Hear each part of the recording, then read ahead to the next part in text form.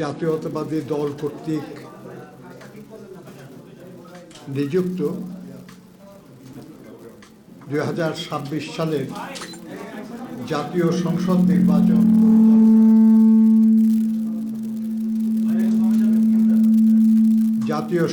নির্বাচন পরিচালনা কমিটির আজকে প্রথম সভা আমরা করেছি। এই সভায় আমাদের প্রায় সবাই উপস্থিত ছিলেন,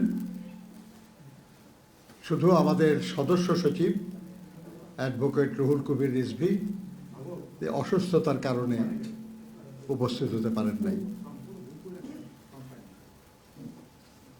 যারা উপস্থিত হয়েছিলেন তাদের অনেকেই এখন চলে গেছেন।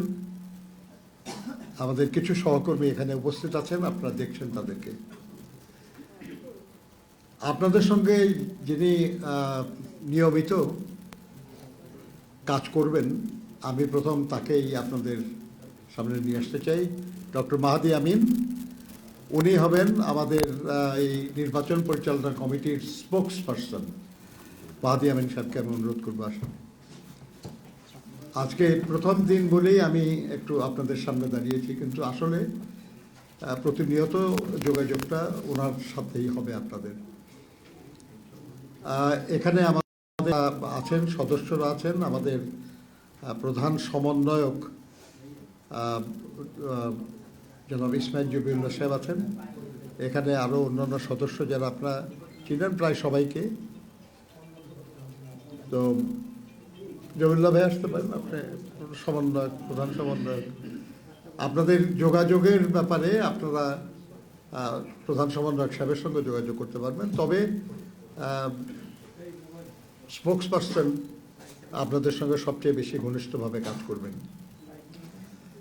প্রিয় বন্ধুগণ, আমরা আজকে যে সভা করেছি সেই সভায় শুধু পরস্পরের সঙ্গে পরিচিত হওয়া এটা গুরুত্বপূর্ণ ছিল। দ্বিতীয় এবং আরও গুরুত্বপূর্ণ যেটা ছিল সেটা হলো যে আমরা এই কমিটিটা কিভাবে আগামী দিনগুলোতে কাজ করব।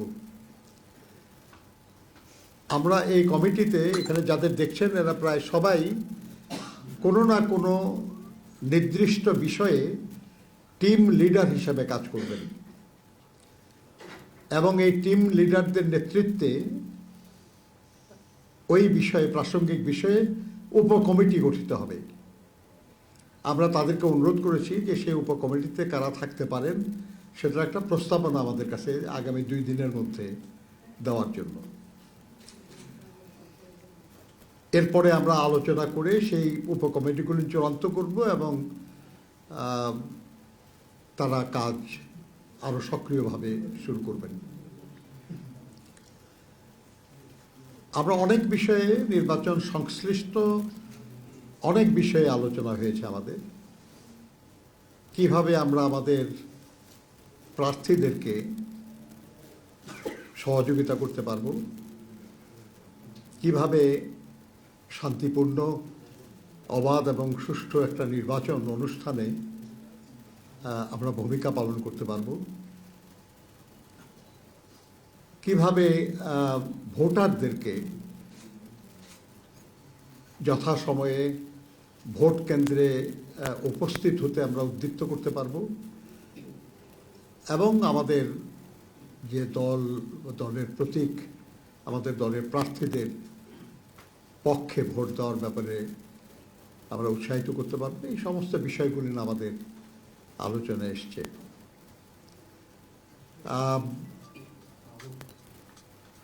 এবং এই বিষয়গুলি অ্যাড্রেস করার জন্য আমাদের যে উপকমিটিগুলি তারা তাদের সংশ্লিষ্ট বিষয়ে কাজ করবেন, আমাদের পরামর্শ দেবেন এবং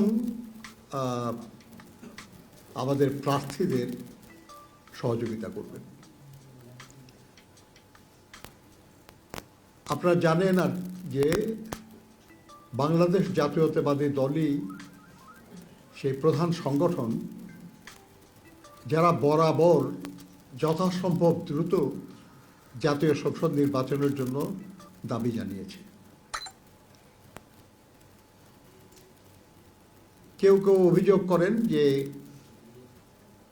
নির্বাচন হলেই বিএনপি ক্ষমতায় যাবে, সেই জন্য বিএনপি তাড়াতাড়ি নির্বাচন চায়। দেশের সবচেয়ে জনপ্রিয় রাজনৈতিক দল হিসাবে অবশ্যই বিএনপির রাষ্ট্র পরিচালনার দায়িত্ব পাওয়ার সম্ভাবনা আছে, উজ্জ্বল সম্ভাবনা আছে। কিন্তু সেই কারণে আমরা নির্বাচন চাই নাই। আমরা দীর্ঘ 16 বছর ধরে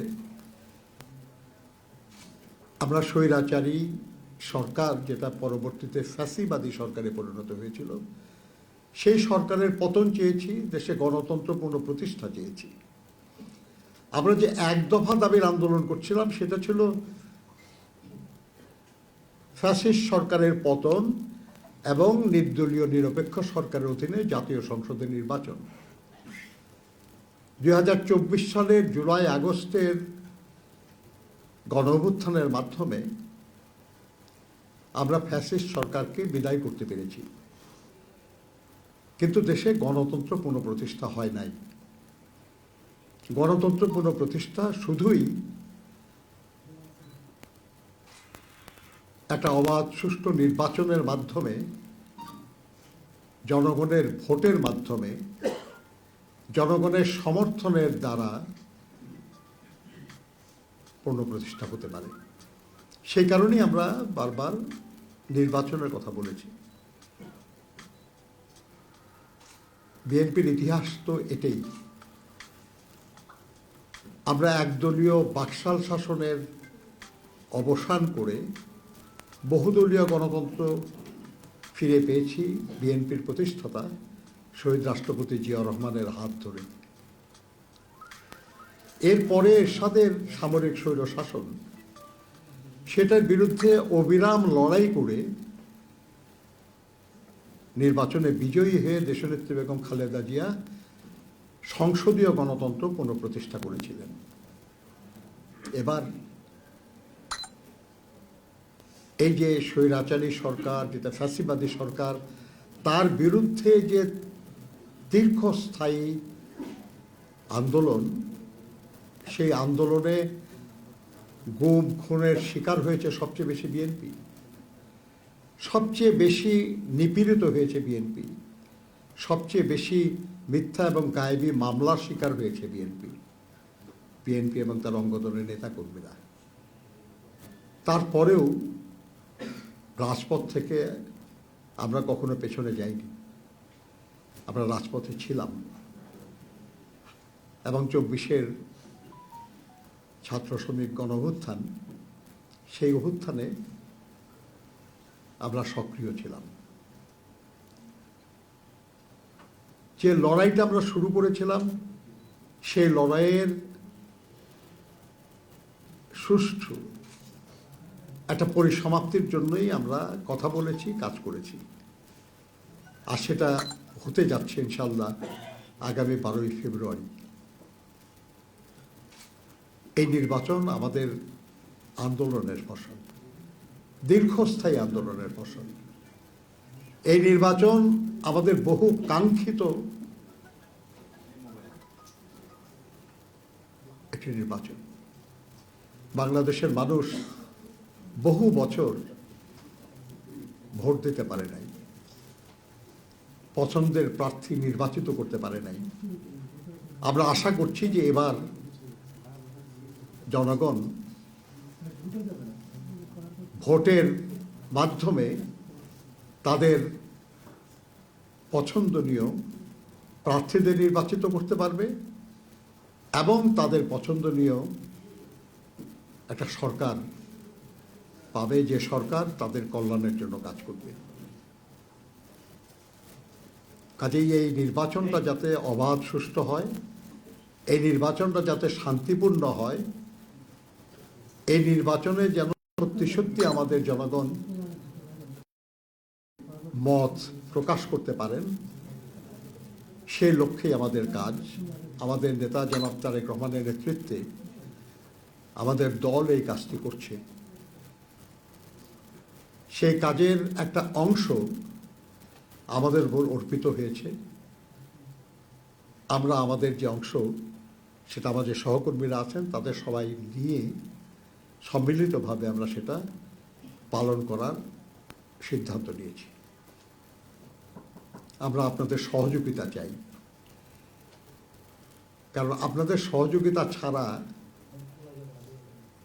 আমাদের কথা, আমাদের কাজ, আমাদের আকাঙ্ক্ষা কোনোটাই জনগণের কাছে পৌঁছবে না। আমরা আপনাদেরকে স্পষ্ট করে বলতে চাই, বিএনপি,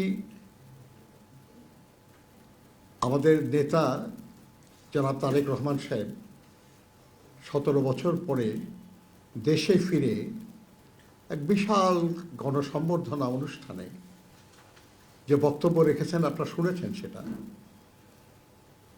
বারবার তিনি শান্তির কথা বলেছেন, বারবার তিনি সমঝোতার কথা বলেছেন।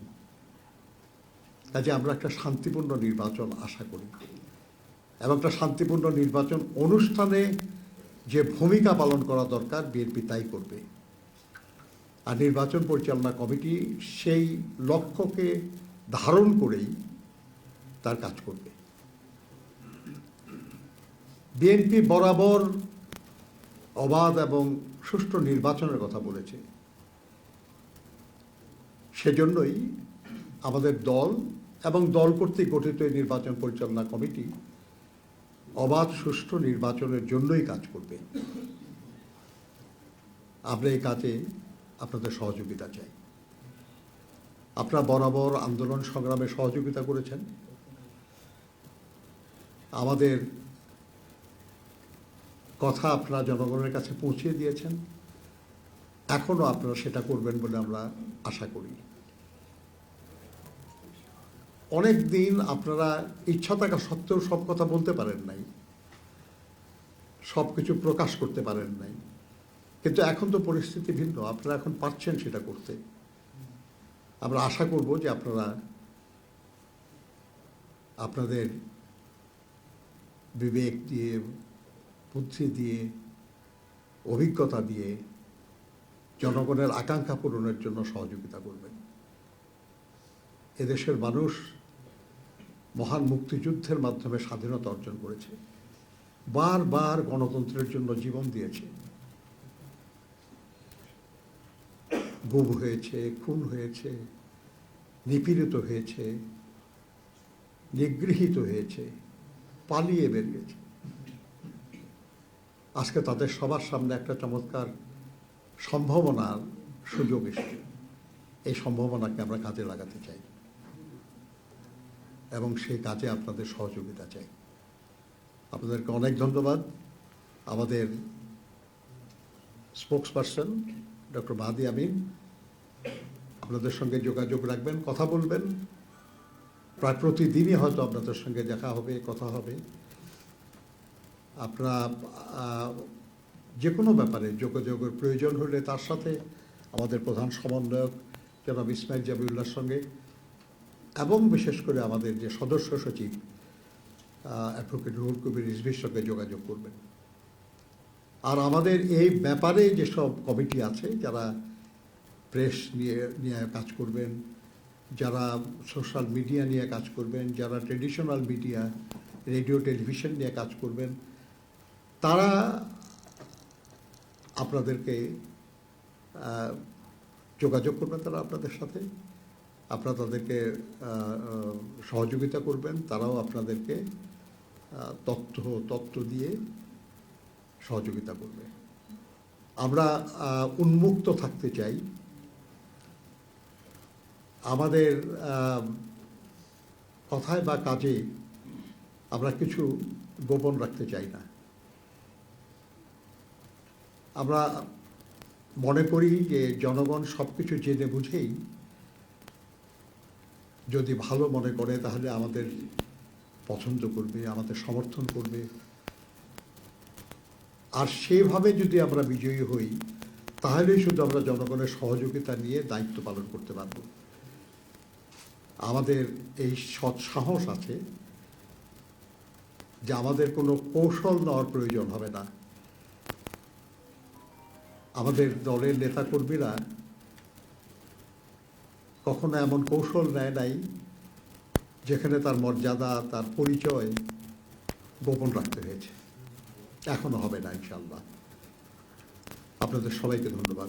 নজরুল ভাই, একটা প্রশ্ন, সেটি হচ্ছে আপনারা সবসময় বলেছিলেন গত 15 বছরেই আপনারা সুষ্ঠু এবং অবাধ সেই সময় অংশগ্রহণমূলক নির্বাচন চান। নির্বাচন কমিশনের তথ্য অনুযায়ী 50টি রাজনৈতিক দল এবারে নির্বাচনে অংশ নিচ্ছে, কম বেশি অনেক আসনে। এই নির্বাচন কি আপনারা অংশগ্রহণমূলক নির্বাচন বলছেন কিনা? কারণ 8টি দল অংশ নিচ্ছে না, এক। আর দ্বিতীয় প্রশ্ন হচ্ছে, নানান জায়গায় নানান উসিলায় প্রার্থীদের মনোনয়নপত্র বাতিল হচ্ছে। ফরিদপুর এক আসনে একজন প্রার্থীরও মনোনয়নপত্র গ্রহণ করা হয়নি, বাতিল করা হয়েছে। যারা বিরোধী রাজনীতি করে, জাতীয় পার্টির অনেকের, সিপিবির অনেকেরই প্রার্থী বাতিল করা হয়েছে। এই বিষয়ে নিয়ে আপনার কনসার্ন কিনা? আপনার এই প্রশ্নটা একটু অসম্পূর্ণ থেকে গেল। মানে অন্যায়ভাবে বাতিল করা হয়েছে যদি বলতেন তাহলে আমি একটু জবাব দিতে পারতাম আর কি। যদি ন্যায্য কারণে বাতিল হয় কিন্তু আপনি কাউকে দোষারোপ করতে পারেন না। দেশের প্রচলিত আইনে যদি মনোনয়নপত্র বাতিল হয়, হতেই পারে। আমাদের বিএনপিরও মনোনয়নপত্র বাতিল হয়েছে। তো সেখানে আপত্তি জানানোর সুযোগ আছে, সময় আছে। তারা নিশ্চয়ই আপত্তি জানাবেন এবং তার ভিত্তিতে হয়তো সিদ্ধান্ত পরিবর্তনও হতে পারে। তো আরেকটা হলো যেটা বলছেন অংশগ্রহণমূলক। আমাদের এক সময় যখন বহু রাজনৈতিক দল অংশগ্রহণ করে নাই, তখনও নির্বাচন করা হয়েছে এবং বলা হয়েছে অংশগ্রহণমূলক হয়েছে। আমরা ওইভাবে বলতে চাই না, কিন্তু কিছু রাজনৈতিক দল তো আছে যাদের প্রতি জনগণের ক্ষোভ এবং ক্রোধ আছে। দেশের আইনে, প্রচলিত আইনে কিছু রাজনৈতিক দলের তৎপরতা বন্ধ আছে, নিষিদ্ধ আছে। কাজে তারা তো নির্বাচনে অংশগ্রহণ করার আইনগত সুযোগ নাই। সেরকম না থাকলে পরে তার অংশগ্রহণ না করাটাকে অংশগ্রহণমূলক নির্বাচনের পথে বাধা বা ব্যতিক্রম বলে মনে করা যায় না। এর বাইরে যেসব কোনো দল যদি তারা নির্বাচন করতে না চায় তাহলে সেটা ভিন্ন কথা। তো আমরা মনে করি যেটা সেটা হলো যে এই মুহূর্তে অবাধ সুষ্ঠু নির্বাচন অনুষ্ঠানের যে আয়োজন হয়েছে সেখানে যাদের রাজনৈতিক তৎপরতার উপর কোনো বিধিনিষেধ নাই, তাদের কারণে নির্বাচনে অংশগ্রহণ করার উপর কোনো বাধা নাই। এখন এটা তাদের সিদ্ধান্তের প্রশ্ন। যদি বাধা হতো তাহলে আমরা বলতে পারতাম যে নির্বাচনে কিছু দলকে বাইরে রেখে করার চেষ্টা চলছে। বাধা না থাকার কারণে এই কথাটা আমরা বলতে পারছি না। এখন কোনো দল যদি স্বেচ্ছায় বলে যে আমি করবো না নির্বাচনে অংশগ্রহণ, সেটা তো কারো কিছু বলার সুযোগ নাই সেখানে আর কি। কাজে সেই জন্য আপনার কাছে বলছি যে অভিযোগটা যদি স্পষ্ট এবং স্পেসিফিক হয় তাহলে তার জবাব দেওয়ার চেষ্টা করা যেতে পারে। ধন্যবাদ। আমার নাম শিহাবুল, আমি কালেরকণ্ঠ থেকে এসেছি। আমরা এখনই দেখতে পাচ্ছি যে দেশের বিভিন্ন অঞ্চলে পুরুষ এবং নারীরা বাসায় বাসায় গিয়ে একটি বিশেষ দলের পক্ষ থেকে ভোটারদের তথ্য সংগ্রহ করা হচ্ছে, ভোটার আইডি সংগ্রহ করা হচ্ছে, তারা তাদের কোনো একটা পারপাস সার্ভ করার জন্য। এইটা কোনো ধরনের ইমপ্যাক্ট তৈরি করতে পারে কিনা? দেখেন, ঘরে ঘরে কোনো দলের প্রার্থীর জন্য ভোট প্রার্থনা করাটা কোনো দোষের ব্যাপার না, কিন্তু আপনি যেটা তাদের ভোটার আইডি বা জাতীয় পরিচয়পত্র সেগুলো সংগ্রহ করা হচ্ছে, সেখানে দুশ্চিন্তার কারণ থাকতে পারে যে সেটার প্রয়োজনটা কী, উদ্দেশ্যটা কী। এটা আপনি যদি আপনাদের পত্রিকায় এটা কোনো নিউজ হিসেবে বললে আমি দেখি নাই এখনও। আমার মনে হয় করা উচিত যদি আপনারা সত্যি জানেন এটা, এবং সরকারের উচিত এই ব্যাপারে প্রয়োজনীয় ব্যবস্থা নেওয়া। কারণ এই ডকুমেন্টগুলি অত্যন্ত সেন্সিটিভ ডকুমেন্ট, অত্যন্ত ব্যক্তিগত ডকুমেন্ট। যে কোনোভাবে সেগুলো সংগ্রহ করার চেষ্টার মধ্যে কোনো মন্দ উদ্দেশ্য তো থাকতেই পারে। অতএব সরকারের ব্যাপারে ব্যবস্থা নেবে বলে আমরা আশা করি। ধন্যবাদ। ভাই, আমি একটু শাকিলের কথাটা অ্যাড করি। আজকে সামাজিক যোগাযোগ মাধ্যমে বের হয়েছে আপনাদের বিএনপির কয়েক সিনিয়র নেতা অফিসে ফোন করে তাদের কয়েকজনের মনোনয়ন বাতিল করার জন্য প্রেশার দিচ্ছে, এটা সামাজিক যোগাযোগ মাধ্যমে বের হচ্ছে। এটা যদি প্রমাণিত হয় বা আপনাদের কাছে আসে সাবজেক্ট করে ব্যবস্থা গ্রহণ করবে। আপনি সোশ্যাল মিডিয়ায় একটা নিউজ বাইর হলেই আপনি তো অভিযুক্ত করতে পারবেন না। সোশ্যাল মিডিয়ায় যা বের হয়েছে সেটা সত্য কিনা এটা দেখারও দায়িত্ব আপনাদের। যদি সত্য এরকম হয়ে থাকে আপনারা জানালে আমরা ব্যবস্থা নেব। আমি যতটুকু জানি যে বিএনপির পক্ষ থেকে কোথাও কোনো সরকারি অফিসে কাউকে এই অনুরোধ করা হয় নাই যে অমুকের মনোনয়নপত্র বাতিল করবো। আর বললেই বা তারা করবে কেন? তাদেরও তো করার কথা না, এটা তারা তো সরকারি কর্মকর্তা, তারা তো কোনো আমার দলের কর্মী না তারা। কাজেই প্রথম পয়েন্ট যেটা সেটা হলো সোশ্যাল কেউ একজন লিখেছে ওটা নিয়ে কাউকে অভিযুক্ত করা বোধহয় সঙ্গত না। বরঞ্চ উচিত আপনাদের যে একটা তদন্ত করা, খোঁজ নেওয়া যে যা হয়েছে, যেটা বলা হয়েছে সেখানে এটা সঠিক কিনা। Thank you. আসসালামু আলাইকুম। Hand over to Mahadi Amin. আসসালামু আলাইকুম। আমাদের নির্বাচন পরিচালনা কমিটির সম্মানিত চেয়ারম্যান, বিএনপি স্ট্যান্ডিং কমিটির সম্মানিত সদস্য জনাব নজরুল ইসলাম খান, আমাদের নেতা, উনি বলেছেন। আমি আসলে খুব বেশি কিছু বলবো না। আন্তরিকভাবে সব সাংবাদিক ভাই ও বোনদেরকে ধন্যবাদ জানাচ্ছি, যারা আলোকচিত্রে রয়েছেন আপনাদের সবাইকে ধন্যবাদ জানাচ্ছি। আমাদের সুদীর্ঘ যে সংগ্রাম, গত 16 বছরের ফ্যাসিবাদ বিরোধী আন্দোলন, গণ অভ্যুত্থান, তার মূল উদ্দেশ্য ছিল এমন একটি সরকার ব্যবস্থা প্রবর্তন করা যেটি সত্যি জনগণের ক্ষমতা নিশ্চিত করবে, যেখানে জবাবদিহিতা থাকবে, যেখানে স্বচ্ছতা থাকবে। এবং আসন্ন ত্রয়োদশ যে নির্বাচন রয়েছে সেক্ষেত্রে সবচেয়ে গুরুত্বপূর্ণ একটা ধাপ, যেখানে আমরা বিশ্বাস করি এটা অবাধ, সুষ্ঠু এবং গ্রহণযোগ্য নির্বাচনের মাধ্যমে জনগণের ক্ষমতায়ন হবে এবং এমন সরকার আসবে যারা সত্যি সরকারের কাছে দায়বদ্ধ থাকবে। আমরা সবাই মিলে এমন একটি বাংলাদেশ গড়ে তুলব যেখানে মানবাধিকার থাকবে, বাক স্বাধীনতা থাকবে, আইনের অনুশাসন থাকবে। এই যে দীর্ঘ ফ্যাসিবাদের সময়ে কিন্তু বিভিন্ন শ্রেণী পেশার মানুষের মতন করে গণমাধ্যম কর্মীদের উপর বিভিন্নভাবে আঘাত নেমে এসেছে। আপনারা অনেক ক্ষেত্রে সত্যটা প্রকাশ করতে গিয়ে বাধাগ্রস্ত হয়েছেন। অনেক নিউজ পেপার আছেন, অনেক জার্নালিস্ট আছেন, অনেক এডিটর রয়েছেন, আপনাদের উপর হামলা, মামলা, ক্লোজার সবকিছু হয়েছে। আমরা বিশ্বাস করি গণতান্ত্রিক বাংলাদেশে যারা সংবাদকর্মী রয়েছেন, যারা গণমাধ্যমে রয়েছেন, আপনাদের প্রত্যেকের স্বাধীনতা এবং অধিকার ইনশাআল্লাহ ভবিষ্যৎ সরকার প্রতিষ্ঠা করবে। আমাদের আজকে যে নির্বাচন পরিচালনা কমিটি মিটিং হয়েছে, এখানে অনেকে আমাদের নেতৃবৃন্দ রয়েছেন যারা অত্যন্ত গুরুত্বপূর্ণ সদস্য, প্রত্যেকের টিম আছে এবং ইতিমধ্যে আমাদের সম্মানিত চেয়ারম্যান মহোদয় বলেছেন যে আমরা সামনেই এই টিমগুলো ঘোষণা করব এবং প্রত্যেকে নির্দিষ্ট এরিয়াতে কার কি রেসপন্সিবিলিটি আছে সেটা আরও ক্লিয়ার হবে। আমাদের মূল উদ্দেশ্য আসন্ন নির্বাচনের আগে যখন যে ইনফরমেশনটুকু প্রয়োজন, আপনাদের সাথে যে কোনো সময় হয়তো প্রেস কনফারেন্স করার প্রয়োজন হতে পারে, আমরা চেষ্টা করব এই অফিসে সেটা আয়োজন করবার জন্য। আজকের মতন করে সেখানে আপনারা উপস্থিত থাকবেন, আমাদের বার্তাটা জনগণের কাছে পৌঁছে দেবেন, সেটা আপনাদের প্রতি আমাদের অনুরোধ রইল। আমাদের বিএনপি চেয়ারপারসন অফিস রয়েছে, সামনে গুলশান অফিস যেটা আমরা বলি, আমাদের পল্টনে কেন্দ্রীয় কার্যালয় রয়েছে, সেখানে যে কাজগুলো চলছিল সেগুলো স্বাভাবিকভাবেই চলতেই থাকবে। এর পাশাপাশি তৃতীয় এই অফিসটা আমরা যেন আমাদের ইনফরমেশনটা রেগুলারলি দিতে পারি তার জন্য আমরা করলাম এবং ইনশাআল্লাহ এই অফিসের মাধ্যমে নির্বাচন পরিচালনার সাথে সম্পৃক্ত যে বিষয়গুলো রয়েছে আমরা ধারাবাহিকভাবে এবং নিয়মিত আপনাদের সামনে উপস্থাপন করার চেষ্টা করব। আপনার সবাইকে অনেক ধন্যবাদ। আমার সহকর্মী যারা রয়েছেন ওনাদের সবাইকে আন্তরিকভাবে ধন্যবাদ এবং কৃতজ্ঞতা জানাচ্ছি। আসসালামু আলাইকুম। Thank you.